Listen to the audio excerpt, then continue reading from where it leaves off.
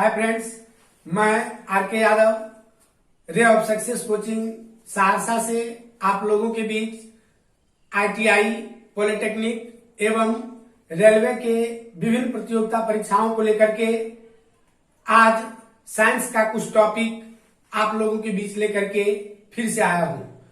इससे पहले मैंने साइंस में हीट से, फिजिक्स में हीट से, वर्क पावर एनर्जी से कुछ टॉपिक अपने यूट्यूब चैनल पर डाला हुआ हूं, जिसे आप लोग देखे हुए भी हैं और कुछ नया चीज आप लोगों को उससे सीखने के लिए मिला भी था।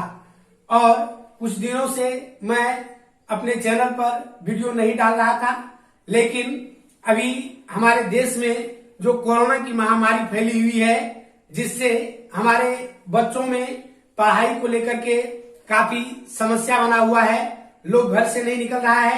इन्हीं सब कारणों को देखते हुए मैं एक बार फिर से आप लोगों के बीच साइंस का कुछ महत्वपूर्ण टॉपिक लेकर के आया हूं। आशा करता हूं कि आप लोगों को यह टॉपिक अच्छा लगेगा और आप लोग अपने अपने कंपटीशन एग्जाम की तैयारी अच्छे से कर पाएंगे। तो आज हम लोग बात करेंगे बिहार पॉलिटेक्निक और बिहार आईटीआई के बारे में, जिसका एग्जाम अगले 2 महीने में होने वाला है। और उसी एग्जाम को मुख्य रूप से ध्यान में रखते हुए आप लोगों को साइंस का अत्यंत महत्वपूर्ण टॉपिक आप लोगों के बीच रखने के लिए जा रहा हूं। तो सबसे पहले हम बिहार पॉलिटेक्निक का बात करें तो बिहार पॉलिटेक्निक जो होता है ये वास्तव में डिप्लोमा इन इंजीनियरिंग है।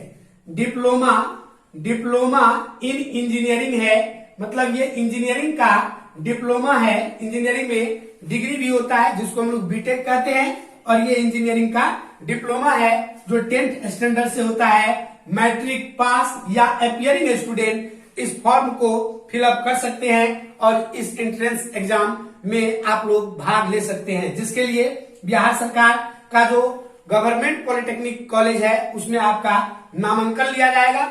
तो बिहार पॉलिटेक्निक में कुल मिलाकर के 90 प्रश्न, 90 क्वेश्चन पूछा जाता है, जिसमें 30 फिजिक्स का क्वेश्चन रहता है, 30 फिजिक्स, 30 प्रश्न जो होता है वो केमिस्ट्री का रहता है, और 30 प्रश्न जो रहता है ये मैथमेटिक्स का रहता है।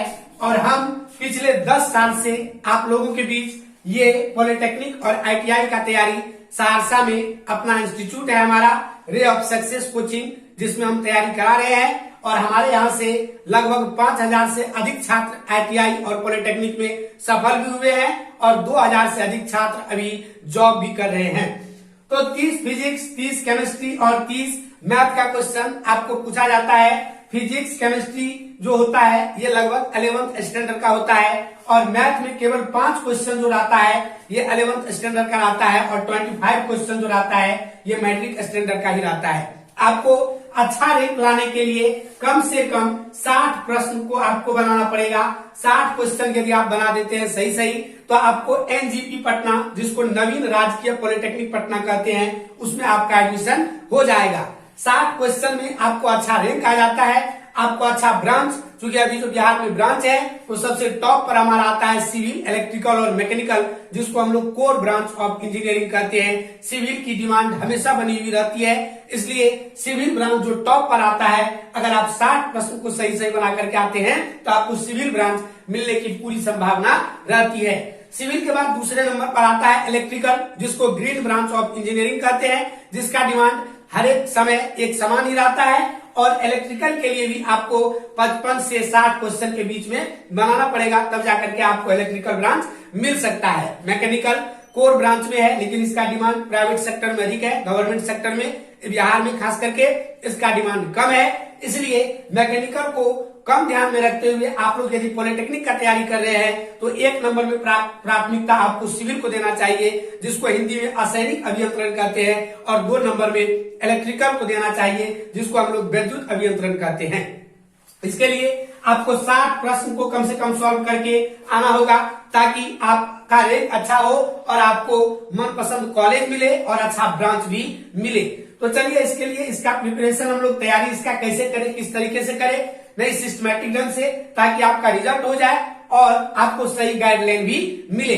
तो चलिए 60 क्वेश्चन में सबसे पहला आता है यहाँ पर जो हमारा फिजिक्स में चैप्टर है लाइट चैप्टर से कम 5 से लेकर के 60 प्रश्न पूछा जाता है। ऐसा 1982 से आज तक का क्वेश्चन बैंक जो अभी 2018-19 तक का है अब तक का हम लोग देखे हुए हैं कि लाइट से आपको 5 से 7 क्वेश्चन केवल फिजिक्स में पूछा जाता है। उसके बाद इलेक्ट्रिकल करंट जो है जो 10th में दिया हुआ है 12th में भी दिया हुआ है करंट, और करंट से भी आपको लगभग 6 क्वेश्चन फिजिक्स में हर एक साल पूछा हुआ है।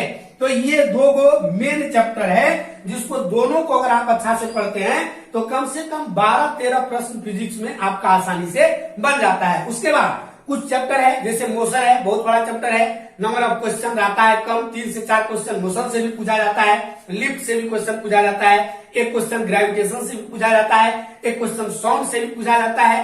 नहीं, इस तरह से कई छोटा छोटा चैप्टर है जिससे क्वेश्चन पूछा जाता है।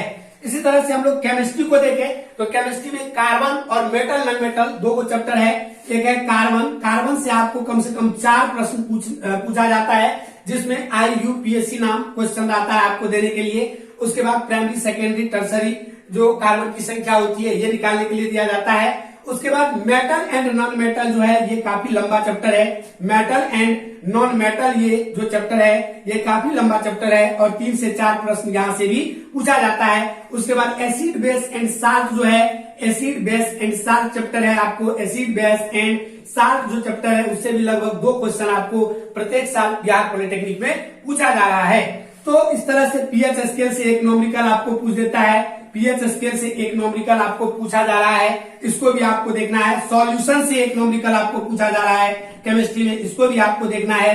तो इस तरह से केमिस्ट्री का जो मेन चैप्टर है ये और फिजिक्स का जो मेन चैप्टर है ताकि कम समय में आपकी तैयारी अच्छी से हो सके, इसका हम ध्यान में रखते हुए आगे अगले क्लास से हम आप लोगों के बीच जो इम्पोर्टेंट चैप्टर है एग्जाम के पॉइंट ऑफ व्यू से उसी को लेकर के आएंगे और चैप्टर के साथ साथ आपको नॉमेरिकल भी और ऑब्जेक्टिव भी साथ ही तैयारी करवाएंगे ताकि आपकी तैयारी एकदम अच्छे तरीके से हो सके।